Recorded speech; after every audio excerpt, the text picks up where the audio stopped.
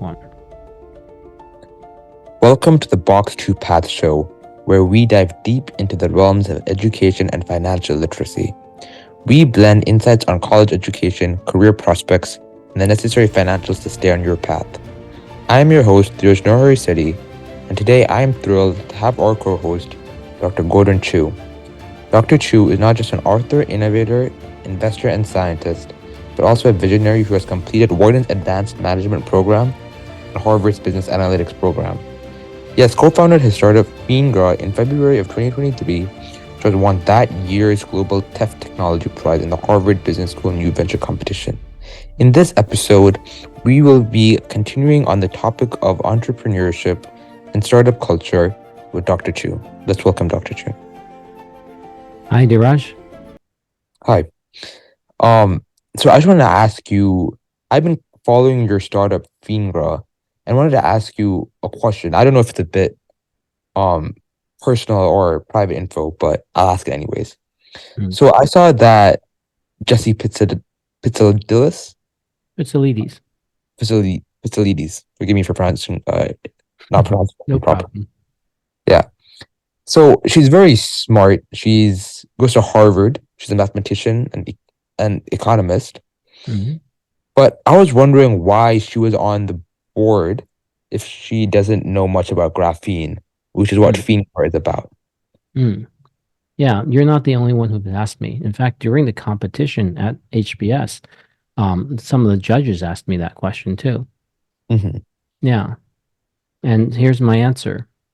Is because she has more lifetime than us, than me, than Ron. So Ron went to the Harvard Business School class of 1978. So he's up there. And then Bruce, he's a lawyer. So you'd say, well, that's important. You know, these are really important skills. But Jesse's skill is that she's interested, right? I don't have like a bunch of undergraduates applying for this or asking to be part of this. So, there's a value, an unseen value sometimes in who you are, where you are on the timeline. In fact, on the pitch document, one of the first things I talk about is how our different personalities match together, Mm-hmm. because we talk and we get to know about the team members and how we work together, the synergies. And then we calculated the rarity of all of us from different age groups. Ron is in his 70s, right? I'm Yeah. 50 this year. Jesse's 22, that age, 21, right? You start thinking about at that age, right? Mm-hmm. What does that mean, right? What does that mean when you take someone who was born in 2002, so she's 22, and you think about what what does that mean for the impact Mm-hmm. 30 years from now, right? Uh, And you make those decisions based on, one, do they have the desire to be contribute? Can they learn? Of course they can, right? yeah. Um, are they smart? Oh yeah, that's smart is good. Are they hardworking? Yeah, right, Mm-hmm. right. So you start looking at those qualities, but one thing is she's got one up above all of us is she has more time than any single one of the co-founders, right? So that's I'm gonna really, really important. Like for example, you're trying to set up a community. You Mhm. had your other idea, and then you and I met at Princeton. And then Mhm. here I am answering any question, basically any question you ask me. I have not avoided your answers. I've been Exactly. genuine, right? And Mhm. why you? Who are you? Right? If we start Yeah. asking that, you are someone who wants to bring this out there. I don't have Mhm. anybody else, and all I have to do is allocate time, right? If I don't, let's say I don't allocate time or I didn't choose Jesse, what am I going to do with that time anyway? I cannot hold on to the time. The hour that I spend Mhm. with you is not storable inside of a bottle. I can't say, like, Raj, I've stored thousands of hours, and so I'll just drink from this bottle and I'll gain the hours back. So I must choose what to do with my time and why to do it. And that brings the light on your last interview where you wanted me to elaborate how many startups, and I didn't want to avoid your question. It's just the key is it's not how many, it is on why continue. And because each person, each startup has the ability to involve new people, new individuals that have the desire to want to bring change, positive change to the world. And each time you do it, you get to increase your chances of making the world a better place. Look what you're doing. All these questions. There isn't a library of these questions from my life. You're asking me to share with you what I think. What I think may or may not be the answer for everybody, but it certainly could be the answer for somebody, right? So for Mhm. Jesse, she felt what we were doing with the potholes and what graphene could do. See, we won the competition based on asphalt, but what graphene can really do as a 23rd century material, 200 years from now, it was supposed to be discovered much later. It was discovered earlier, Yeah. and the first 10 years, 15 years of graphene's life, right? Graphene was born and discovered in 2004, got the Nobel Prize in 2010. So let's just use 2004 as its birthday, right? And now it's 2024. So it's now 20 years old. So just like anybody who's 20 years old, what what would you like to do? Would you like to be Clark Kent or would you like to be Superman? Oh wait, but Clark Kent is Superman. But that's not what Lois Lane thinks initially. That is not what other people think. So what have we done with graphene? We filled it in to make 19th and 20th century better mousetraps. And Mhm. I was also part of doing that. So so when I looked at Phenegra, which by the way is really taking gra in graphene and putting it behind the Phenegra. Why? To remind ourselves, don't make, Superman into Clark Kent. Don't keep doing that.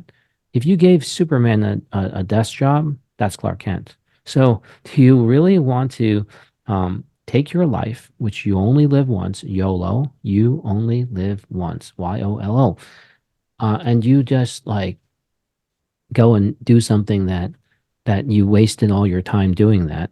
Um, and maybe it's not a waste because you justify it based on what you earn and other things. But what are you really worth, right? Mhm. The key examples we should look at are people who are born with some capability like singing and acting, and they know it. Most people don't. And then they might be even jobless. And so do you remember, and I highly recommend looking up this person Mhm. in the talent show, right? Yeah. And when Susan Boyle in Britain's Got Talent, BGT, sang in an audition, I Dreamed a Dream, watch that video. And Mhm. in her title, she had a number, right? She was just a number. No one knew what that number meant. And then when she opened her mouth, underneath her title said unemployed, and she sang I Dreamed a Dream. And so suddenly her life instantly changed, right? So Mhm. she could sing, but did you know, right? Jesse may be like more incredible than anything I've ever done. Did you know? I am willing to try to match make, to avoid mismatches, to create opportunity because the future, our future, highly depends on people like you, like Jesse. Mhm. It's your time, my children, right? We have to empower them and don't give them the controller. This happened literally when I was younger and my daughters were younger. I said, when if I die, I'll hand you the controller. My oldest daughter said, why do you have to die to give me the game controller, right?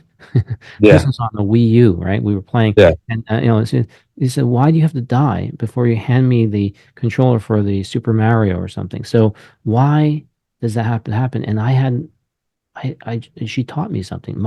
I allowed my child to teach me that the answer is we should not do that. There is so much more that the older generation should enable the younger Mhm. generation so that they don't have to. go and get a job, go through the same motions, is let me use my life force to enhance the next generation. And that's why we pass it forward by Mhm. involving them, right? I see. Yeah. Yeah. Yeah, I was really wondering why, but now I think it really puts into light what how you think and how how you think of tomorrow and not just today. We must think of tomorrow. Otherwise, what's the purpose of today? Yeah, Exactly. now imagine people, a lot of people, there's also quotes out there, let's just live in the moment, right? Uh-huh. Yeah, let's live in the versus people who live in the past, right? So there are people who live in the past, there are people who say live in the moment. And I say, well, what kind of tomorrow will we have if we just focus on today? Exactly. Yeah. Mhm. Hmm. Yeah. So not everybody's going to like my message because some people who want to live in the past and say, "Oh, he's focused on tomorrow."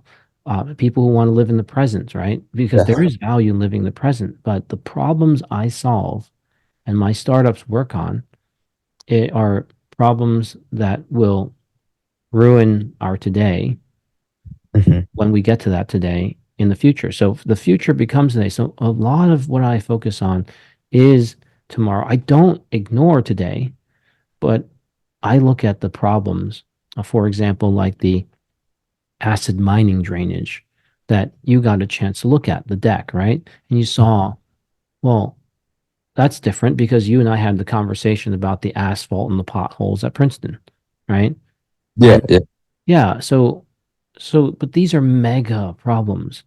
All right. And we when we mined for copper, we left all these holes in the ground. And then India, its love of gold. Gold, mining for gold is a problem. Now, should India stop loving gold? No, there's nothing wrong with you liking something. It's just that every time we mine for new gold, using the technology that we have, we create acid mining drainage issues. So it destroys wildlife. It causes sicknesses. Um, and imagine if you could use the graphene, right, to change that outcome.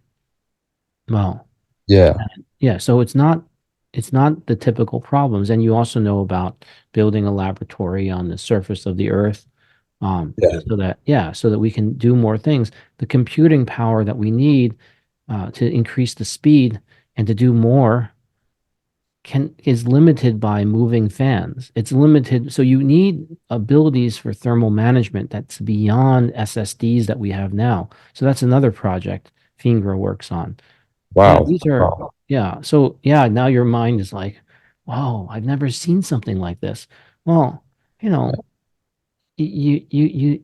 I want human beings, no matter Hmm. who they are, where they come from, and also especially, I'm biased, by the way, I'm especially biased towards youth. Like I think that truly believe that the future is in your hands. And when I say yours, it's everybody who's in their youths. The future is in your hands. Why would I ever want you, and this is speaking out of not a romantic love, but a mentorship level of love, is that why would I want you to get a menial job or a repetitive job when we're seeing how big of a problem some of the things I mentioned will create in the Exactly. future, right? Yeah, Yeah. Why would I yeah. want to work for a FANG company when I can fix problems like these? Well, you have to find reasons, and I mentioned the practice of the why. Because in school, you learn about the how, right? So, how do I solve Newtonian mechanics problems in physics, right? So, you learn that. How do I add variables together? You learn that. Because before you had to know how do I add numbers together. So you learn at okay, I can also subtract numbers to get to four. It's two plus two or one plus three, but you could also have four plus zeros. You learn about the zero, but then it's also nine minus five. Oh, you learn that. So you learn addition, you learn subtraction, then you learn multiplication, and then you learn that, there's division, you know, so 16 divided by 4 is also 4. You learn that. And then you find out, oh, there's also square roots that two squared, two twos. Well, if you don't want to write it out, two squared is also four. But then you learn about square roots, and then you learn about algebra. All right. Hmm. And then you start applying that into, your physics and your chemistry, even your biology requires the calculations to be variable because not everything is a fixed constant. And you start learning that not everything's a constant. But then we already knew that, many hundreds of years ago, right? Hmm. And then when you get to simple harmonic motion, 300 plus years ago, so we have created a system to measure human beings based on their performance. And then we filter whether or not you deserve to get to this school or not. And I understand the tension that that's created, right? Because it was a tension moment for me. Why should I be punished for not spending the amount of time that was necessary to score a perfect 1600, right? Um, why do that? Why punish me? Well, because we only have so many slots, right? So then, but I could be really upset about this. In fact, in my second TED Talk titled Inventing Happiness, I shared about my SAT score. It was below 1200. Oh, So wow. Yeah. yeah, I scored below 1200. My GPA was high. I was ranked 28 in the class of 350. But nobody knew my SAT scores. I mean, it just didn't connect. 1200, below 1200. So below 1200 versus if you looked at my GPA, you'd expect me to get like 1500, right? You'd Oh. expect that. You take a look at all my AP classes and what I represented New Jersey for in the economics competition and the national competition. Again, got destroyed, of course, nationally. But the point is that and that high school teacher, who was my track coach, who is also, his name is Tim Wilson, Mhm. remains friends with me to this day. And when did I go to high school? It was 1988. So you take 2024 and you subtract, right, 1988, and you That's say almost 30, 36 36 years. years, you stayed in touch with him? Yeah, I did. I'm one of those weird people. Like I love staying in touch with people who make me, right? Yeah. And so Tim knows, you know, knows all these things that you know. I mean, we stay in touch, not just hi, hello, right? We he he lives vicariously through the things I do. And why did he spend time making me who I was, right? Mhm. So I pass the torch forward. It wasn't that, I mean, with a sub 1200, getting into Rensselaer Polytech, just look up the school and you'll see that that was a reach score, right? Yeah. Yeah. That score isn't even in on the doesn't even qualify. And then inside there, you spent your undergrad program learning all the techniques of graduate school. Well, don't you think someone had to be willing to teach me, right? So it Yeah. wasn't just one professor, it was a multitude of professors that saw in me a different spark, right? And then I give you another name. We'll Uh, flash forward into graphene. Is Mildred Dresselhaus, Millie, Millie, Dresselhaus, right? Dresselhaus, she at MIT, right? She did something that she basically helped me. She encouraged me, and so for those who want to spell her name, it's Dresselhaus. So Mildred Dresselhaus, American physicist, born in 1930 of November 11th, dies in February 20th, 2017, imbued the ability to work on graphene into me.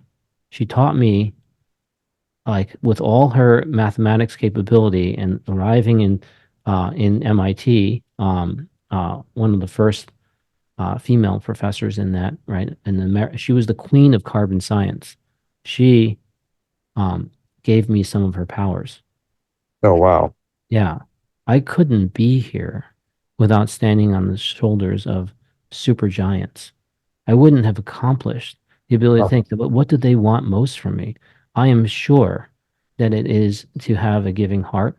I am sure it is to take humanity and make sure I defend humanity to its highest level by doing what, right? Not focusing on myself, but giving others a chance to collaborate, right? You being a youth, right? And having that chance, right? So what kinds of awards did Mildred have? She had the IEEE Medal of Honor. Oh, She got the wow. Enrico Fermi Award, right?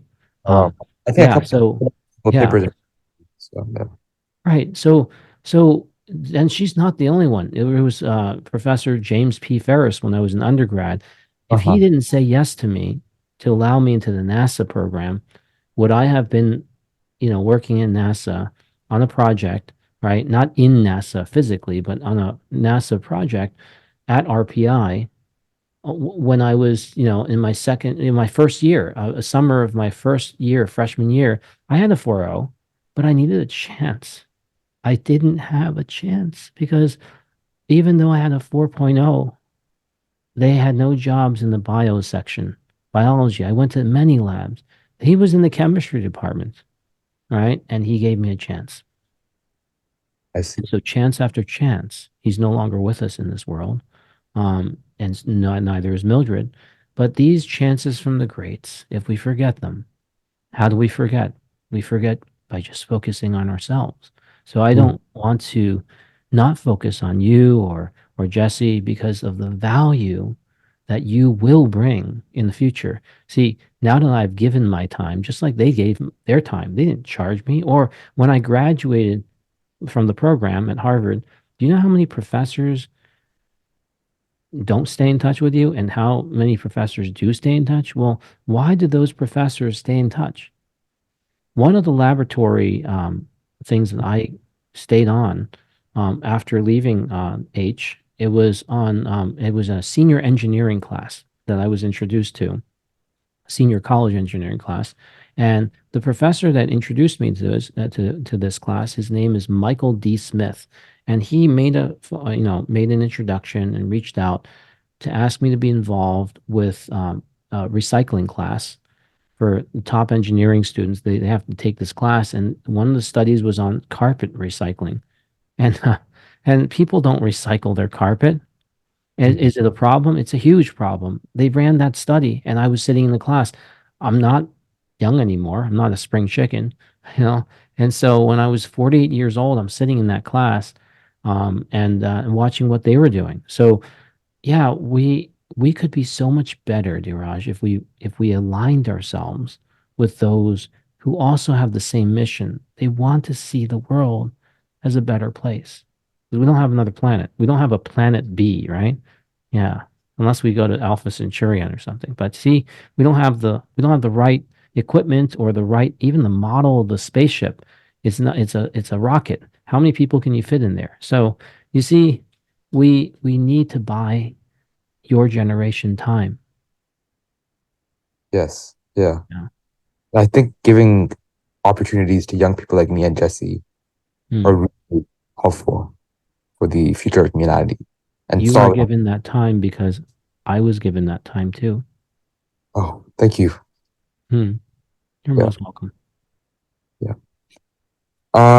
Let's try to think of any last minute questions I have because I really don't want to take up too much of your time, Dr. Chu.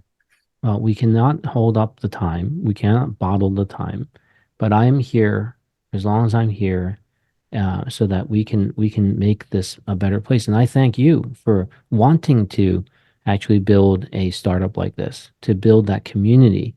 And I don't know where it goes. Maybe people don't like it, right? Who knows, right? But you have to develop your why, so it's not based on how many views you get, and it's not based on It should be based on the impact that you make, how many minds you change with the it answers has to to these. be well with you, right? And if it's well with you, it will eventually happen, right? A broken clock is right twice a day. So you just have to be like, you know what you want, you believe in what it is, and you say, like, what is the value of this? And you can't, when you cannot place a value and you end up, of course, not with a zero value or a negative value, but you find out that it is priceless, that's when you keep working on it.